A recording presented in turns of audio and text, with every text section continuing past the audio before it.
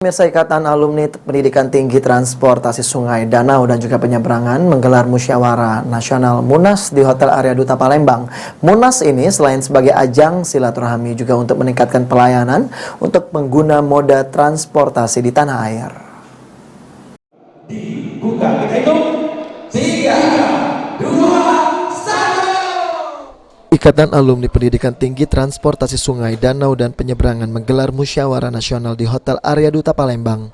Munas ini dibuka secara langsung Ketua Ikasdap Aziz Kasim Jau dan dihadiri Kepala Dinas Perhubungan Sumsel, perwakilan Jasara Harja. Juga dihadiri Wakil Direktur Poltek Trans SDP Palembang serta para alumni. Rangkaian kegiatan dilakukan pada Munas di Palembang seperti donor darah, pemberian cendramata kepada para taruna Poltek Trans SDP Palembang, dan kegiatan inti Munas Ikasdap.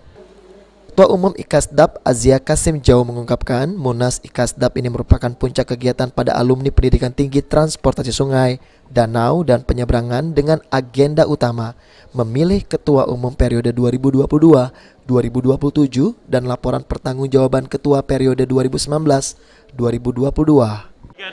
Assalamualaikum warahmatullahi wabarakatuh. Alhamdulillah hari ini puncak kegiatan Musyawarah Nasional Alumni Ikasdap tahun 2022, yaitu kami akan melakukan pertama musyawarah untuk memilih Ketua Ikasdap tahun 2022 sampai dengan tahun 2027, dan juga mendengarkan laporan daripada pengurus Ikasdap periode transnasional 2019-2022.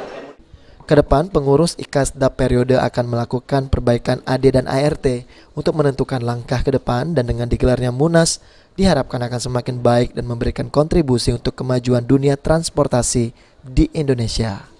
Kita akan melakukan pembetulan atau perbaikan AD ART untuk menata langkah ke depan apa yang harus dilakukan Ikasdap sebagai pedoman daripada pengurus Ikasdap periode selanjutnya.